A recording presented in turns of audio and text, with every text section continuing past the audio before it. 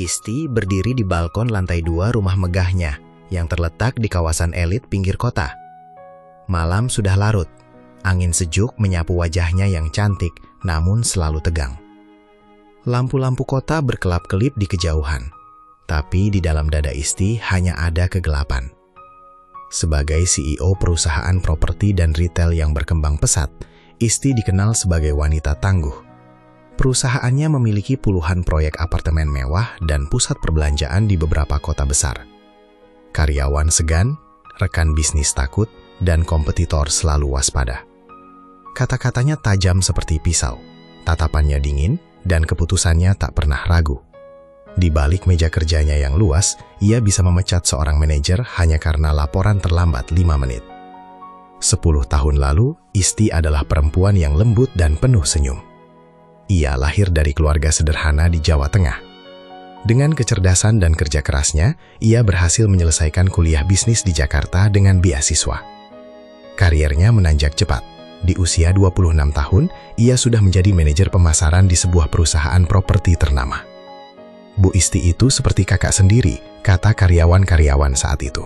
Ia sering membawa makanan untuk tim yang lembur, membantu karyawan yang sedang kesulitan ekonomi, bahkan pernah membiayai sekolah anak seorang cleaning service. Reza adalah seorang pengusaha muda yang karismatik. Mereka bertemu saat negosiasi proyek kerjasama.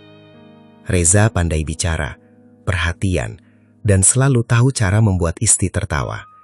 Dalam waktu setahun, mereka menikah.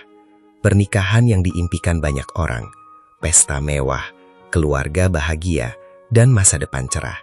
Selama 7 tahun pernikahan, Isti tetap mempertahankan sifat baik hatinya. Ia pulang ke rumah selalu membawa cerita tentang hari-harinya, memasak makanan kesukaan Reza meski capek, dan bahkan rela menunda rapat penting hanya untuk merayakan ulang tahun suaminya. Rumah mereka dulu penuh tawa. Isti sering membayangkan memiliki anak yang lucu, liburan keluarga, dan tua bersama Reza. Semuanya dimulai dari kecurigaan kecil. Reza semakin sering pulang larut, alasan rapat dan perjalanan bisnis yang makin sering, serta ponsel yang selalu dijaga ketat. Isti yang tadinya percaya diri mulai merasa gelisah. Di kamar utama rumah mereka, Reza sedang bergumul dengan sekretarisnya, seorang wanita muda berusia 24 tahun bernama Rina. "Reza, kamu bilang aku satu-satunya," bisik Isti saat itu, suaranya bergetar hebat. Reza terkejut, berusaha menjelaskan dengan kalimat-kalimat klasik. "Ini hanya sesaat sayang, aku stres di bisnis." Hari itu, dunia Isti runtuh. Ia yang biasanya lembut, langsung mengusir keduanya dari rumah. Perceraian berlangsung cepat dan menyakitkan.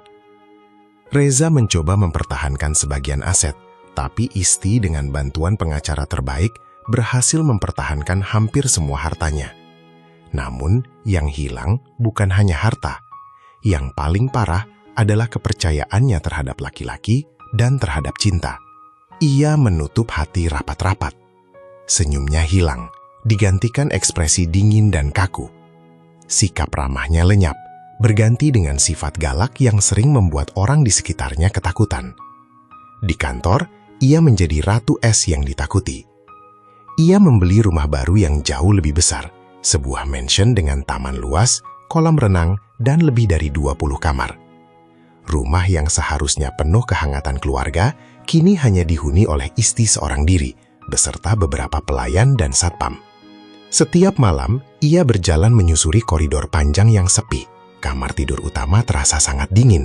Tak ada pelukan, tak ada obrolan malam, tak ada kehangatan tubuh seorang suami. Kadang di tengah kesendirian itu, Isti menangis diam-diam. Ia menyesali kebaikan hatinya dulu. "Kebaikan hanya membuatku disakiti," gumamnya berkali-kali. Ia berjanji pada dirinya sendiri untuk tak pernah lagi membuka hati. Tak ada pria yang bisa dipercaya. Semua laki-laki sama, hanya mencari keuntungan dan kesenangan sesaat. Malam ini, seperti biasa, Isti berdiri di balkon sambil memegang segelas wine merah. Matanya menatap taman yang mulai terlihat tidak terawat. Rumput tinggi, bunga-bunga layu, dan pepohonan yang tak terpangkas rapi. Besok pagi cari tukang kebun yang kompeten. Rumah ini terlalu berantakan. Saya tidak mau melihat kekacauan di sekitar saya lagi. Ia mematikan telepon tanpa menunggu jawaban. Bagi Isti, tukang kebun hanyalah salah satu pegawai rendahan yang harus menjaga rumahnya tetap sempurna. Ia tak peduli siapa orangnya. Yang penting pekerjaan selesai. Isti meneguk wine-nya lagi. Angin malam terasa semakin dingin. Di balik sikap galak dan dinginnya, ada luka dalam yang belum sembuh. Pagi itu, sinar matahari menyusup melalui tirai kamar tidur utama yang luas. Isti terbangun dengan kepala yang masih berat. Malam sebelumnya, ia lagi-lagi hanya tidur 3 jam. Sibuk menyelesaikan laporan keuangan kuartal yang hampir jatuh tempo. Pemandangan yang dilihatnya membuat alisnya langsung berkerut dalam. Rumput yang dulu hijau rapi kini tumbuh liar tak terkendali. Beberapa bunga mawar kesayangannya layu dan mengering. Pohon-pohon palem yang biasanya dipangkas indah kini tampak acak-acakan. Daun kering bergelimpangan di pinggir kolam renang. Taman seluas hampir 1 hektar itu, yang dulu menjadi kebanggaan Isti, kini terlihat seperti hutan kecil yang terlupakan. Berantakan sekali, gumamnya dengan suara dingin. Ia segera mandi, memakai setelan kerja berwarna hitam yang elegan, lalu turun ke lantai bawah. Pelayan rumah, Mbak Siti, sudah menyiapkan sarapan di meja marmer yang panjang. Hanya ada 1 piring untuk Isti. Tak ada yang menemani. Isti hanya mengangguk singkat. Taman belakangnya kenapa bisa separah ini? Mbak Siti menunduk. Maaf, Bu. Tukang kebun lama sudah berhenti 2 bulan lalu. Suara Isti meninggi tajam. Dan kalian diam saja. Saya bayar kalian untuk apa? Mbak Siti gemetar. Potong Isti keras. Saya tidak suka mendengar alasan. Siapkan kopi saya. Setelah sarapan yang hanya berlangsung 10 menit, Isti langsung mengambil ponselnya. Rina, pagi ini juga cari tukang kebun baru untuk rumah saya. Perintah Isti tanpa salam pembuka. Rumah ini terlalu besar dan taman sudah seperti hutan. Saya mau yang benar-benar kompeten, bukan orang yang suka mengeluh, malas, atau kerja asal-asalan.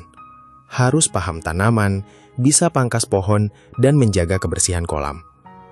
Di ujung telepon, Rina terdengar sedikit gugup. Baik Bu Isti, saya akan cari secepatnya. Isti berjalan mondar-mandir di ruang tamu yang megah. Usia maksimal 40 tahun, sehat, kuat, dan yang paling penting, jangan suka banyak bicara. Saya tidak butuh teman ngobrol, saya butuh pekerja. Gaji sesuai standar, tapi kalau kerja bagus, saya bisa naikkan. Kalau tidak sesuai, langsung saya pecat. Mengerti, Bu? Bagus. Sepanjang pagi di kantor, Isti tetap sibuk. Rapat demi rapat, keputusan demi keputusan. Tapi sesekali bayangan taman yang berantakan itu mengganggu pikirannya. Ia ingin rumahnya sempurna, rumah yang mencerminkan kekuasaan dan kesuksesannya. Tak ada ruang untuk kekacauan. Bu Isti, saya sudah menemukan kandidat yang cocok. Namanya Firdaus, usia 32 tahun, asalnya dari desa di sekitar Pemalang. Dulu pernah bekerja sebagai supervisor landscape di salah satu perumahan elit di Jakarta selama 5 tahun. Kemudian pulang ke kampung karena ibunya sakit. Dia punya rekomendasi bagus dari perusahaan lamanya. Kata atasannya dulu, Firdaus pekerja keras, teliti, dan kreatif dalam merawat taman. Posturnya tegap, sehat, dan dia orangnya pendiam. Beberapa detik kemudian, pesan masuk. Isti membuka file CV tanpa terlalu memperhatikan foto. Ia hanya membaca riwayat pekerjaan dan rekomendasi. Baginya, tukang kebun hanyalah pegawai level rendah. Wajah dan latar belakang pribadi tidak penting, yang penting hasil kerja. Baiklah, terima dia. Besok pagi jam 7 sudah harus datang. Kasih tahu dia aturan rumah ini. Jangan masuk ke dalam rumah kecuali dipanggil, jangan bicara kecuali ditanya, dan kerja harus rapi. Baik, Bu. Isti mematikan telepon dan bersandar di kursi kerjanya. Ia tidak tahu bagaimana rupa Firdaus. Ia bahkan tidak tertarik melihat fotonya dengan jelas. Bagi Isti, pria manapun hanyalah sumber masalah potensial. Pengalaman dengan Reza sudah cukup membuatnya trauma seumur hidup. Tukang kebun hanya alat untuk membuat rumahnya kembali indah. Sementara itu, di sebuah rumah sederhana di pinggir desa, Firdaus baru saja selesai membantu tetangga membetulkan pagar. Tubuhnya yang tegap dan berkulit sawo matang berkeringat di bawah sinar matahari sore.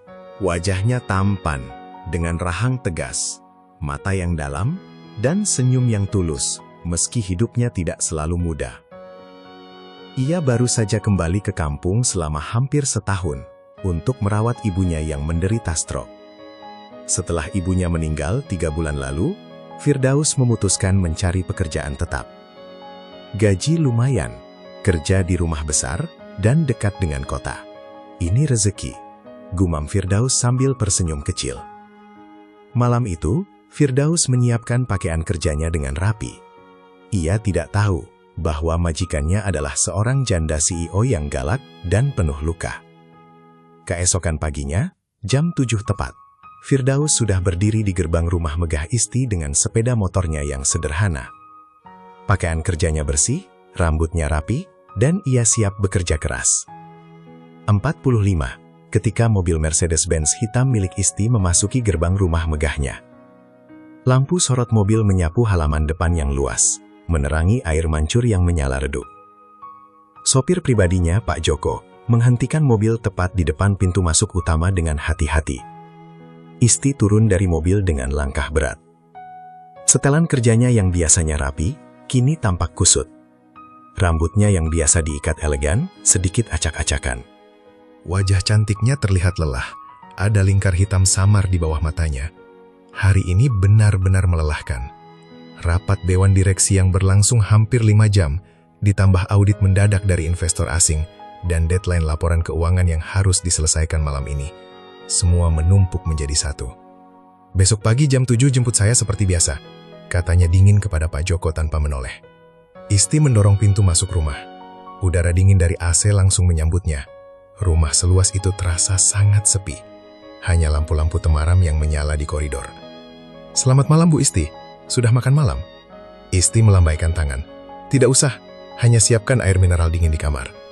Isti melepas high heels-nya di depan tangga dan melangkah naik ke lantai 2. Setiap langkah terasa berat. Bahunya kaku, lehernya nyeri, dan pikirannya masih dipenuhi angka-angka keuangan serta wajah rekan bisnis yang suka berdebat. Di usia 38 tahun, ia seharusnya bisa menikmati hasil kerja kerasnya. Sesampainya di kamar utama yang luas, Isti langsung membuka blazer dan melemparkannya ke sofa. Ia berdiri di depan cermin besar, menatap bayangannya sendiri. Gumamnya pelan. Dulu ia pulang ke rumah selalu disambut pelukan hangat. Sekarang, hanya keheningan yang menyambut. "Firdaus," panggilnya dengan suara tajam dan lelah. Di ujung sana, Firdaus yang sedang membersihkan alat-alat berkebun di gudang kecil, langsung bergegas mendekati interkom. "Iya, Bu." Isti tidak membalas salam. "Rebuskan air panas untuk mandi. Banyak. Saya mau air yang benar-benar panas. Setelah matang, antar langsung ke kamar mandi utama. Cepat." "Baik, Bu." Isti meletakkan interkom tanpa kata tambahan. Ia bahkan tidak tahu seperti apa wajah tukang kebun barunya itu. Sudah hampir 2 minggu Firdaus bekerja di rumah ini, tapi Isti selalu melihatnya dari kejauhan atau hanya mendengar laporannya melalui Rina. Baginya, Firdaus hanyalah bayangan yang merawat taman. Sementara itu, di dapur belakang yang luas, Firdaus segera bekerja. Ia mengambil 2 ember besar stainless steel dan kompor gas industri. Dengan gerakan terlatih, ia menuang air ke dalam panci-panci besar dan mulai menyalakan api. Malam itu, udara cukup dingin, sehingga permintaan air panas dari majikannya bukan hal aneh. Firdaus bekerja dengan teliti. Ia tahu majikannya sangat galak. Selama 2 minggu ini, ia sudah mendengar banyak cerita dari Mbak Siti dan Satpam. Bu Isti itu tegas sekali. Jarang tersenyum. Kalau marah, suaranya bisa membuat orang gemetar, kata mereka. Tapi Firdaus tidak ambil pusing. Baginya ini pekerjaan. Sambil menunggu air mendidih, Firdaus mengingat hari kerjanya tadi. Pagi hingga sore, ia memangkas rumput, merawat bunga mawar, membersihkan kolam renang, dan memupuk tanaman. Tubuhnya yang tegap dan berotot terasa pegal, tapi ia puas melihat hasil kerja. Taman yang dulu berantakan, kini mulai kembali hijau dan rapi. Bunyi mendidih air membuyarkan lamunannya. Dengan hati-hati, ia menuang air panas ke dalam ember besar, mencampurnya dengan air biasa hingga suhu yang pas. Sangat panas, tapi tidak membakar. Ia menambahkan sedikit minyak aroma lavender yang biasa disimpan di dapur untuk keperluan majikan. Setelah itu, ia mengangkat ember dengan kuat. Berat, tapi ia terbiasa. Firdaus berjalan menyusuri koridor belakang menuju tangga utama. Langkahnya pelan dan hati-hati agar air tidak tumpah. Ia mengenakan kaos hitam lengan pendek yang melekat di tubuh atletisnya dan celana kerja abu-abu. Di lantai 2, Isti sudah melepas pakaian kerjanya dan hanya mengenakan batrop sutra tipis berwarna hitam. Ia duduk di pinggir bathtub besar sambil memijat pelipisnya. Badannya terasa lengket dan dingin. "Bu, air panasnya sudah siap," kata Firdaus dari balik pintu. Isti menjawab tanpa membuka pintu. "Masuk." Firdaus mendorong pintu yang tidak terkunci dan melangkah masuk dengan kepala sedikit menunduk, menghormati privasi majikannya. Saat itulah, tanpa sengaja, Isti menoleh. Firdaus mengangkat ember besar berisi air panas dengan kedua tangan yang kuat. Uap panas mengepul naik, membasahi wajahnya yang tampan. Meski berat, ia melangkah mantap menyusuri koridor lantai 2 rumah megah itu. Cahaya lampu kristal di langit-langit memantul di lantai marmer, menciptakan suasana sunyi yang hampir sakral. Ia berhenti di depan pintu kamar mandi utama yang megah. Pintu kayu jati berukir itu sedikit terbuka. Dengan suara yang sopan dan rendah, Firdaus mengetuk pelan 2 kali. Dari dalam kamar mandi, Isti sedang berdiri di depan cermin besar yang membentang dari lantai hingga langit-langit. Batrop sutra hitam tipis yang dikenakannya sedikit longgar di bagian dada. Rambutnya yang panjang sudah dilepas, jatuh bergelombang di bahu. Wajahnya tampak lelah, tapi matanya masih tajam. Ia baru saja melepas blazer dan rok kerjanya, meninggalkan hanya pakaian dalam dan batrop. "Masuk saja," jawab Isti dengan suara datar, tanpa menoleh. Firdaus mendorong pintu perlahan dengan bahunya, berusaha agar air tidak tumpah. Ia melangkah masuk dengan kepala sedikit menunduk, menghormati privasi majikannya. Kamar mandi itu luas sekali, seperti kamar hotel bintang 5. Bathtub marmer putih besar berada di tengah, dikelilingi aroma lavender samar dari lilin yang menyala. Cahaya lampu temaram menciptakan suasana hangat yang kontras dengan sikap dingin sang pemilik rumah. Firdaus berjalan mendekati bathtub dan berlutut hendak menuangkan air. Saat itulah Isti menoleh secara refleks. Mata Isti bertemu langsung dengan Firdaus yang sedang membungkuk. Untuk pertama kalinya dalam hampir 2 minggu, ia benar-benar melihat wajah tukang kebunnya dengan jelas, bukan sekadar bayangan dari kejauhan. Firdaus memiliki wajah yang tegas dan maskulin. Rahangnya kokoh, bibirnya tipis tapi terbentuk indah, dan matanya yang dalam berwarna coklat tua seolah bisa menembus jiwa. Kulit sawo matangnya berkilau karena keringat tipis. Rambutnya yang agak basah menempel di dahi.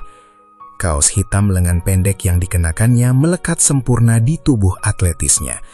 Bahu lebar, lengan berotot karena kerja fisik sehari-hari, dan dada yang bidang. Posturnya tegap meski sedang berlutut. Ada sesuatu yang sederhana namun sangat kuat dari penampilannya. Isti merasa jantungnya berdegup kencang. Napasnya tertahan sejenak. Sudah bertahun-tahun, persisnya sejak perceraian dengan Reza, ia tidak pernah merasakan getaran seperti ini. Hatinya yang selama ini dibekukan oleh pengkhianatan, tiba-tiba terasa hangat. Ada desir aneh yang muncul di perutnya, sesuatu yang lama terkubur dalam-dalam. Kehangatan seorang laki-laki, bau tubuh maskulin yang bercampur dengan aroma tanah dan sabun biasa. Siapa dia? Batin Isti. Kenapa aku baru melihatnya sekarang? Firdaus yang merasa sedang diamati akhirnya mengangkat wajahnya. Tatapannya bertemu dengan mata Isti. "Maaf, Bu." Namun sebelum ember itu menyentuh lantai sepenuhnya, Isti secara impulsif melangkah maju dan memegang pergelangan tangan Firdaus. Kulit tangannya yang halus menyentuh kulit Firdaus yang kasar karena kerja keras. Hangat, kuat. Firdaus membeku. Tubuhnya menegang. Ia tidak berani bergerak. "Tunggu," kata Isti. Suaranya yang biasanya tajam dan galak, kali ini terdengar berbeda, lebih lembut, hampir bergetar. Firdaus menelan ludah. Ia bisa mencium aroma parfum mahal Isti yang lembut. Jarak di antara mereka sangat dekat. Ia bisa melihat lekuk leher Isti yang putih di balik bathrobe yang sedikit terbuka. "Nama saya Firdaus, Bu," jawabnya dengan suara rendah dan sopan. Isti tidak melepaskan pegangannya. Matanya menelusuri wajah Firdaus dengan perlahan, seolah sedang mencerna sesuatu yang lama hilang. Selama ini ia selalu melihat Firdaus sebagai tukang kebun, hanya bayangan di taman. Tapi malam ini, di ruangan yang penuh uap air panas, ia melihat pria sungguhan. "Firdaus," ulang Isti pelan, seolah mencicipi nama itu. "Tergantung perintah ibu, Bu," jawab Firdaus hati-hati. Isti merasakan denyut nadi Firdaus di pergelangan tangannya. Kuat, teratur. Berbeda sekali dengan denyut nadi Reza yang dulu sering bohong. Tangan ini adalah tangan yang bekerja keras, bukan tangan yang suka berkhianat. Rasa kesepian yang selama bertahun-tahun ia pendam, tiba-tiba membuncah. Sudah lama sekali ia tidak disentuh, tidak dipeluk. Tanpa sadar, jari-jarinya menggenggam lebih erat. "Kamu boleh lihat saya," kata Isti tiba-tiba. Firdaus pelan-pelan mengangkat wajahnya. Mata mereka bertemu lagi. Kali ini lebih lama. Ada ketegangan yang tak terucapkan di udara yang penuh uap panas itu. Isti merasa pipinya memanas. Ia, sang CEO galak yang ditakuti banyak orang, tiba-tiba merasa gugup seperti remaja. "Kamu tampan sekali," bisiknya hampir tanpa suara, tapi cukup terdengar oleh Firdaus. Firdaus terkejut. Wajahnya sedikit memerah. "Terima kasih, Bu." "Bukan," potong Isti lembut. Uap air panas terus mengepul di sekitar mereka. Ember besar itu masih penuh, tapi suasana di kamar mandi sudah berubah total. Isti yang biasanya dingin dan menjaga jarak, kini berdiri sangat dekat dengan Firdaus. Untuk sesaat, Firdaus melihat kerapuhan di balik sikap galak Isti. Di balik Ratu Es yang ditakuti, ada seorang perempuan yang kesepian, sangat kesepian. Isti menggenggam tangan Firdaus lebih erat, seolah takut melepaskan kehangatan yang baru ia temukan. "Firdaus," panggilnya lagi. Suaranya hampir menjadi bisikan. Suara Isti keluar seperti bisikan yang rapuh, sangat berbeda dari nada galak yang biasa ia gunakan. Tangan kirinya masih menggenggam pergelangan Firdaus dengan erat, seolah takut kehangatan itu lenyap begitu saja. Firdaus berdiri membeku. Jantungnya berdegut kencang. Ia seorang pria sederhana, tukang kebun yang baru 2 minggu bekerja di rumah ini. "Bu Isti, ini tidak pantas," katanya pelan. Suaranya bergetar. Matanya berusaha menghindar, tapi sulit. Batrop sutra hitam Isti sudah melorat di satu bahu, memperlihatkan kulit putih halus dan lekuk bahu yang indah. Aroma parfum mahalnya bercampur dengan uap air panas, membuat kepala Firdaus sedikit pusing. Isti menggeleng pelan. "Sudah lama sekali aku tak disentuh, tak dipeluk, tak dirasakan sebagai perempuan," bisiknya. Suaranya pecah. Tanpa menunggu jawaban, Isti menarik tangan Firdaus lebih kuat. Ember air panas itu akhirnya dituang ke bathtub besar dengan suara gemericik yang memenuhi ruangan. Uap semakin tebal. Tubuhnya yang sempurna terpapar di depan Firdaus. Usia 38 tahun justru membuatnya semakin memikat. Lekuk pinggul yang matang, payudara yang masih kencang, dan kulit yang terawat. Firdaus menelan ludah dengan susah payah. Nafsunya bangkit dengan cepat, meski akal sehatnya masih berusaha menahan. "Malam ini, kamu adalah pria," jawab Isti tegas namun lembut. Ia mendekat, tangannya naik menyentuh dada Firdaus yang bidang di balik kaos hitam. Otot-otot keras terasa di balik kain. Isti menarik kaos Firdaus ke atas. Firdaus tak lagi melawan. Ia membantu melepas pakaiannya sendiri. Tubuhnya yang tegap, berkulit sawo matang, dan berotot karena kerja fisik sehari-hari kini terlihat sempurna di bawah cahaya temaram. Mereka masuk ke bathtub bersama. Air panas langsung membelai kulit mereka, membuat pori-pori terbuka dan darah mengalir lebih deras. Isti duduk di pangkuan Firdaus, menghadapnya. Tubuh mereka saling menempel. Untuk pertama kalinya setelah bertahun-tahun, Isti merasakan kehangatan kulit laki-laki yang nyata. Ciuman pertama mereka terjadi begitu saja. Lemah lembut di awal, kemudian semakin dalam dan penuh gairah. Lidah mereka saling menari. Tangan Firdaus yang kasar karena kerja kebun, kini dengan lembut meremas pinggul Isti. Isti mendesah di dalam ciuman itu. "Sentuh aku, lebih kuat," pinta Isti di sela napasnya yang memburu. Firdaus menurut. Tangannya menjelajahi setiap inci tubuh Isti dengan penuh hormat namun penuh nafsu. Air panas bergoyang-goyang mengikuti gerakan mereka. Isti merasa hidup kembali. Setiap sentuhan Firdaus seolah menyembuhkan luka pengkhianatan yang ditinggalkan Reza. Ia tak lagi merasa dingin. Ia merasa diinginkan, dihargai, dan dipuja. Putaran pertama terjadi di dalam air. Gerakan lambat dan penuh perasaan. Isti memeluk leher Firdaus erat, kepalanya tersandar di bahu pria itu sambil mendesah nama Firdaus berulang kali. Klimaks yang dirasakannya begitu kuat, membuat seluruh tubuhnya gemetar hebat. Setelah beristirahat sebentar sambil berpelukan dalam air hangat, gairah kembali membara. Putaran kedua berlangsung lebih intens. Isti membalikkan posisi, membelakangi Firdaus sambil memegang pinggiran batap. Gerakan Firdaus kali ini lebih kuat, lebih dalam. Suara desir air bercampur dengan desahan Isti yang semakin keras. Ia merasa seperti perempuan yang lama kehausan akhirnya menemukan oasis. Firdaus memegang pinggul Isti dengan kuat, memberikan segalanya. Keringat bercampur uap air panas. Ruangan kamar mandi penuh dengan aroma gairah dan nafsu yang lama terpendam. Putaran ketiga terjadi setelah mereka keluar dari batap segentar. Isti duduk di meja marmer wastafel besar, kakinya melingkar di pinggang Firdaus. Ciuman mereka semakin liar. Firdaus menciumi leher, dada, dan perut Isti dengan penuh hasrat. Kali ini mereka melakukannya dengan posisi berdiri sambil saling berpegangan. Tubuh Isti yang mentur bergerak mengikuti irama Firdaus. Mereka kembali ke batap untuk putaran keempat. Kali ini lebih pelan, lebih intim.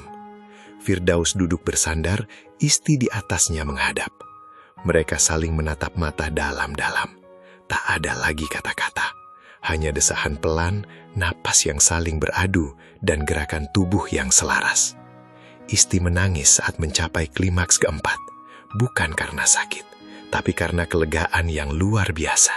Air matanya bercampur dengan uap. "Terima kasih," bisiknya di telinga Firdaus. Firdaus hanya memeluknya erat, mencium keningnya dengan lembut. "Saya yang seharusnya berterima kasih, Bu." Mereka berpelukan lama di dalam air yang mulai mendingin. Tubuh mereka lelah, tapi hati Isti terasa penuh. Dinding es yang selama ini ia bangun runtuh total malam itu. Pagi yang cerah menyusup melalui tirai tipis kamar tidur utama. Sinar matahari lembut menyentuh wajah Isti yang sedang tertidur pulas. Untuk pertama kalinya dalam bertahun-tahun, ia bangun dengan perasaan damai yang asing namun menyenangkan. Tubuhnya terasa ringan, otot-otot yang biasanya tegang karena stres, kini terasa rileks. Isti membuka mata perlahan. Ia menoleh ke samping tempat tidur. Kosong. Firdaus sudah tidak ada di sana. Namun, bantal di sebelahnya masih agak cekung dan beraroma maskulin yang samar. Isti tersenyum kecil sambil menyentuh bantal itu. Ia bangkit duduk, melilitkan selimut sutra di tubuhnya, lalu berjalan menuju jendela besar yang menghadap taman belakang. Pemandangan yang dilihatnya membuat hatinya menghangat. Firdaus sedang bekerja di taman seperti biasa. Tubuh tegapnya membungkuk merawat bunga mawar, memangkas rumput dengan teliti, dan menyiram tanaman dengan penuh kasih sayang. Keringat pagi membasahi kaosnya. Isti berdiri lama di sana, memperhatikan. Dulu ia melihat Firdaus hanya sebagai tukang kebun. Hari ini ia melihat seorang pria yang telah menyentuh hatinya yang paling dalam. Pria yang tanpa banyak kata mampu meruntuhkan tembok es yang ia bangun selama bertahun-tahun. Setelah mandi dan berpakaian santai dengan dress rumah yang ringan, Isti turun ke taman. Mbak Siti yang melihat majikannya tersenyum pagi itu langsung terkejut, tapi buru-buru menunduk dan melanjutkan pekerjaannya. Firdaus menoleh. Ia langsung meletakkan gunting pangkas dan membersihkan tangan di celana kerjanya. "Pagi Bu Isti," sapanya sopan, meski ada sedikit kegugupan di matanya. Isti mendekat. Jarak di antara mereka kini terasa berbeda. Mereka duduk bersebelahan. Isti menarik nafas panjang sebelum mulai bicara. Pertama-tama, terima kasih untuk semalam. Aku tidak tahu harus bilang apa. Firdaus tersenyum tipis, matanya menatap tanah. Saya juga tidak menyesal, Bu. Tapi saya tahu posisi saya. Isti menggeleng. Ia berhenti sejenak, mengumpulkan keberanian.